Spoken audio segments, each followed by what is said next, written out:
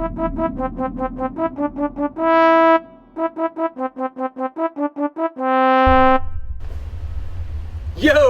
yo, yo, yo! Welcome to the 1218 show. My name is Mike Wilson. Let's get after it.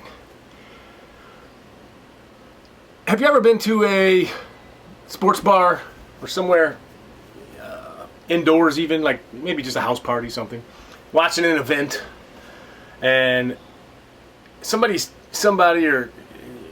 is cheering or screaming at the TV or in the room or in the bar way too much, as if the players can hear you, or whistling drives me nuts, like a big whistle, not like a, I'm talking like a big screeching whistle, like, you're calling your kids home for dinner type whistle indoors.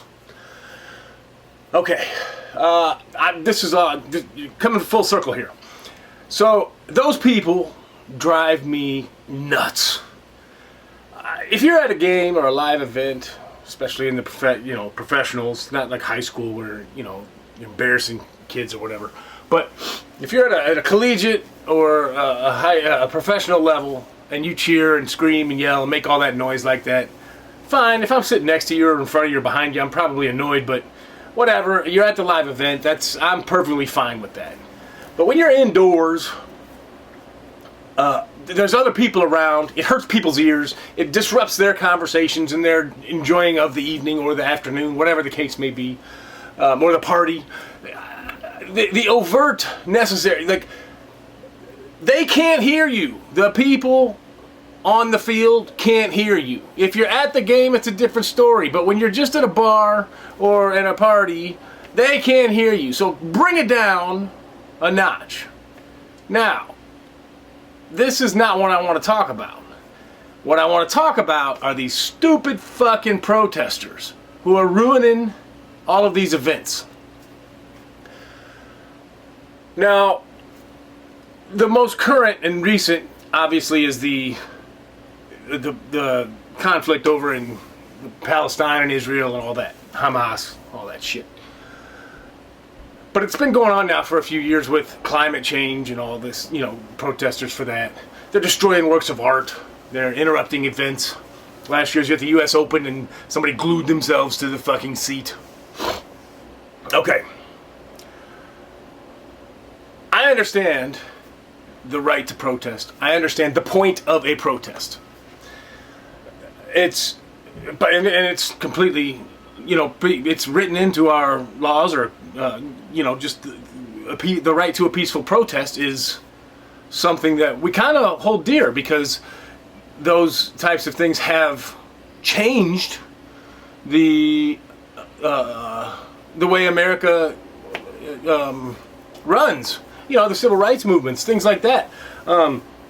These protests were necessary on a level of equality in our country.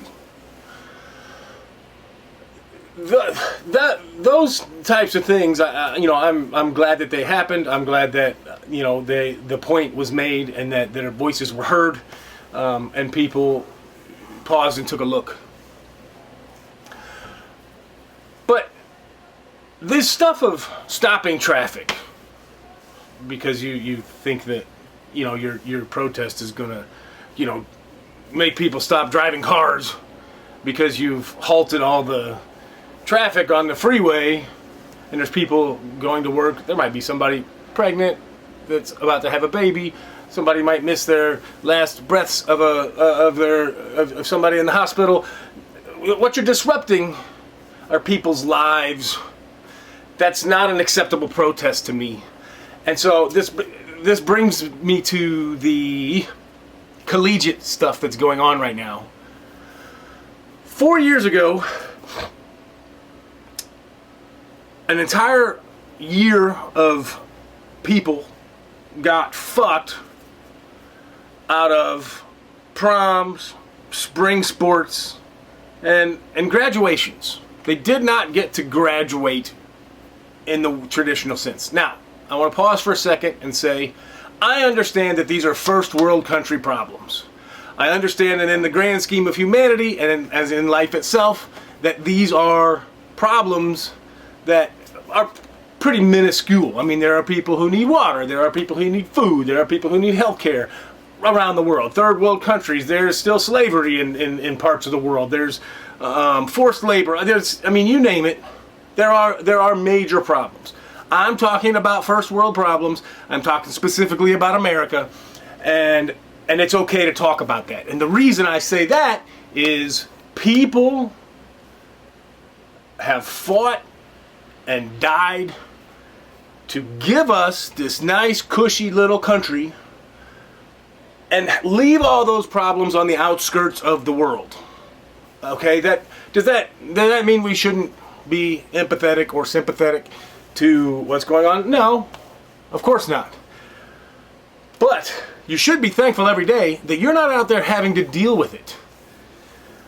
You're not out there fearing that you could be kidnapped, or that your life is in danger, or that if you say something wrong, your government will kill you. These things happen in other parts of the world. We don't necessarily know it or see it. We do have a very sheltered, cushioned life here. And it's a very good thing, because people went out and created this world for us.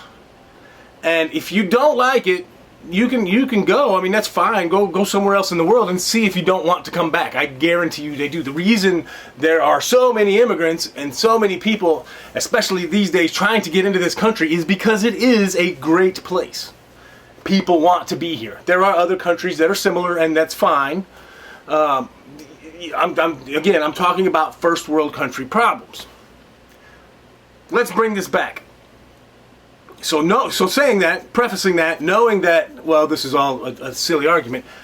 It's not a silly argument within our envelope and our world of life.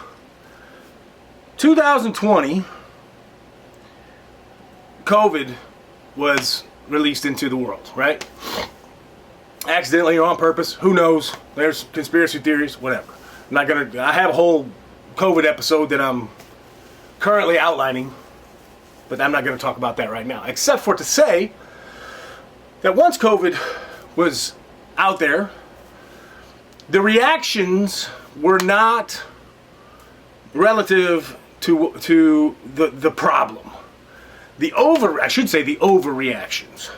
What the world did, and the way that COVID was policed and handled, was purely for the financial gain and political positioning of the elite. If you don't know that, I'm sorry. If you don't believe that, then you just haven't paid attention. There is no doubt that there were decisions made to benefit a very select few people, and that the general population took one in the ass.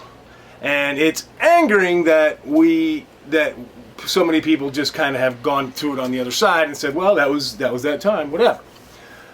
I'm not happy about that. And the reason I say that is there was an entire group of young people. And I'm talking, many people, were affected by COVID. Some people got very sick, some people died. I'm not downplaying COVID itself. I'm pissed about the way it was all happened. But that's not even what this episode is about. It's all played back into this protesting shit.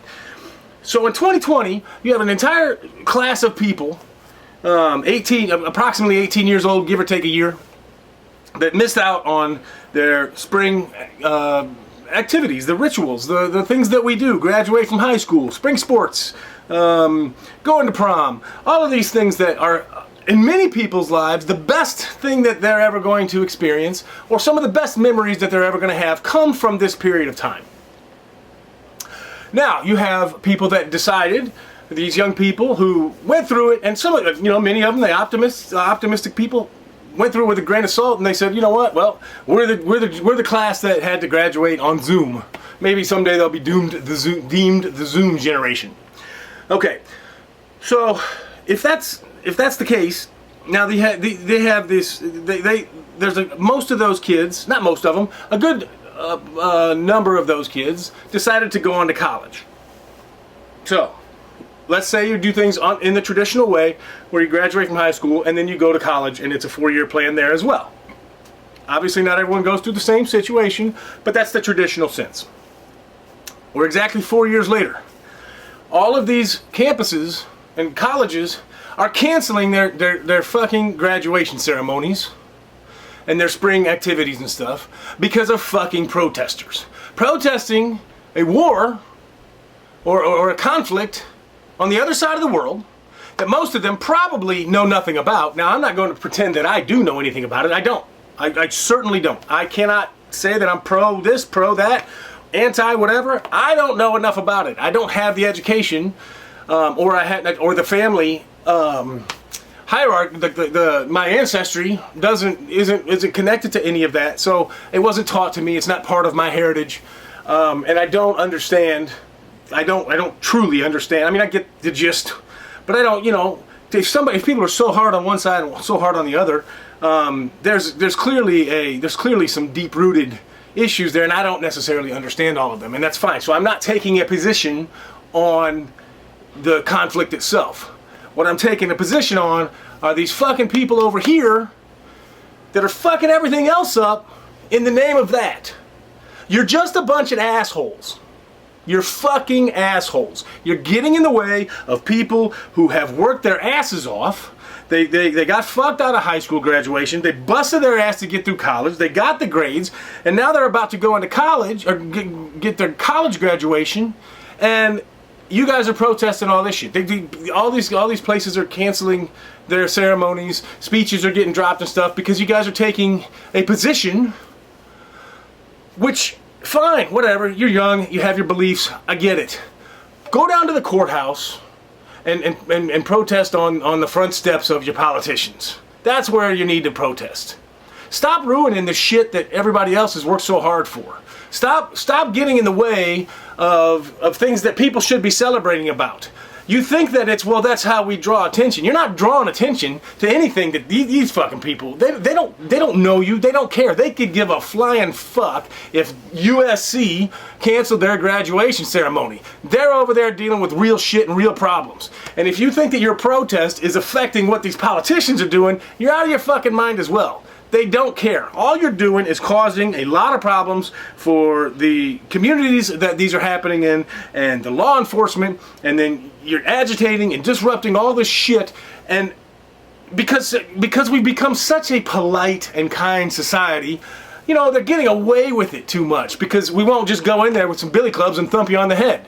Now, I kind of wish it was like that way in some situations. I can't stand it. And I know that some of these protests are finally starting to get busted up. But I can't stand these colleges just cowering to these people. Knock it off. These people spend all of this money to go to your universities. And let's face it, college education is now insanely expensive, and it's off the charts and completely unproportional to what it used to be. So when you do all this and you spend all this, I think you have a right to complain and say, hey, I just gave you $100,000 or $300,000 or whatever school you're going to. I deserve my fucking graduation. And if these assholes want to come and start yelling during the ceremony or camping out or gluing themselves to the fucking seats or whatever, I want the biggest, baddest dude in there to go in there and thump them and get them the fuck out and continue on with our festivities. I want them to stop. I want them to knock it off and let these people who have worked so hard enjoy their time, because again, it might be the best time of their life. And in many cases it is. I'm just annoyed every time you turn something on. You see, the Met Gala the other night. You had, which I'm not a big. I could care less about the Met Gala per se, but they really did a good job of preventing the protesters breaking the barriers. Kudos to NYPD for that. But all they did was go into the park and destroy some World War II memorials and all this shit. All right, fine. That can all be cleaned up. I mean, that's a little more like it. But I don't like that everybody else is cowering. I don't like that we're giving these people this much of a voice. You have the right to protest. Organize it. Call your local authorities. Say, hey, we want to protest. We're going to do it in the park on whatever. You know, in 2020, when all the crazy stuff was going on after the Floyd situation and all that, there were protests all over the place. And outside of the riots, and I think there's a riot and a protest are two different things that I want to make sure I differentiate here. There were plenty of riots and shit that was not cool. But the protests, hell, you'd see them here all the time. There'd be protesting coming down the avenue. They'd have a police escort. There was, people. I mean, it was getting your voice heard. It was out there. There's nothing wrong with protesting. But this other kind, this new version of protesting, gluing yourself to the seat, disrupting all this shit, destroying stuff, art. This is not acceptable, and it needs to be handled differently and more harshly. I'm just tired of everything being soft. I don't know. I don't know why I had to get this off my chest. It's driving me nuts because I feel like everybody's just like, well, what can we do? And the answer is, we need our balls back. You need to stop taking shit from assholes. And start, the guys, the gruffs, let's call them the gruffs. The guys that have fought in our militaries and the guys that, your union guys, your construction workers, guys and girls even, all of the, let's just talk about all the men and women who have done all the grunt work for this country and all the things that have made it a nice, safe, and secure place. We've kind of been told, I say we, I'm putting myself in that category, but the truth is I was never in the military. I'm not part of law enforcement, but I'm a blue collar guy. Let's put it that way. So, we've all been kind of told to shut the fuck up. And, and if we do say, hey, you're Gen X, you're a fucking scumbag, whatever, blah, blah. We're anti this or racist that or phobic this. I mean, you name it. You can't have an opinion anymore if it's a stern opinion that's not I don't know what the word is I'm looking for. I mean, it's woke. That's the thing. If you're anti-woke, these people don't want nothing to do with you, and we've allowed them to just be that voice for so long now and shut up the opposing side. Well, I shouldn't say shut up because it's just that most people don't want to deal with the heat. You've got some people out there like Dana White or Joe Rogan or Donald Trump or whatever that are willing to take the heat. But most people, in the old Death of a Salesman, the massive men lead lives of quiet desperation. Most people just want to go through life without causing any turmoil, without being ridiculed or without being in any sort of conflict. You just want to go to work, come home, love your family, pay your bills, and move on. And that's kind of, I would love that. I don't want to be in the middle of any sort of controversy or anything like that. There are people who enjoy that, and that's good. But we are the side of the people that have a brain don't have enough of them right now. People aren't speaking up enough against this crazy, psychologically warped, fucked, young, woke, bullshit, internet-created fucking world. And it needs to get back to normal.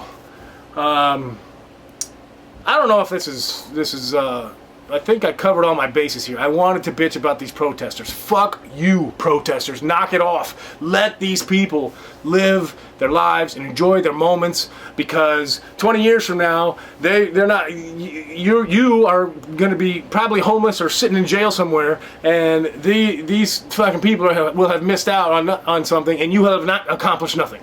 So just get out of the way. If you really want to protest, go over there. Go to the fucking war zone. Go over there and fly your fucking pro whatever side you're on flag and see what happens. Join up. Do something like that. But get out of the fucking way of the nice little cushy, again, first world problems, nice little cushy world that we've built over here. If you don't want to be here, then go join somewhere else, or schedule a proper fucking protest down at your politician's courtyard steps or park or whatever the case may be.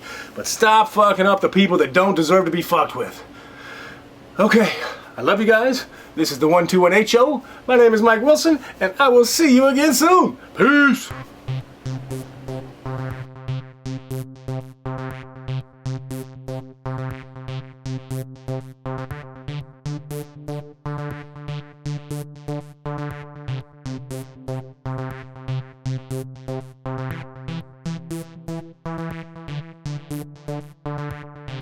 you.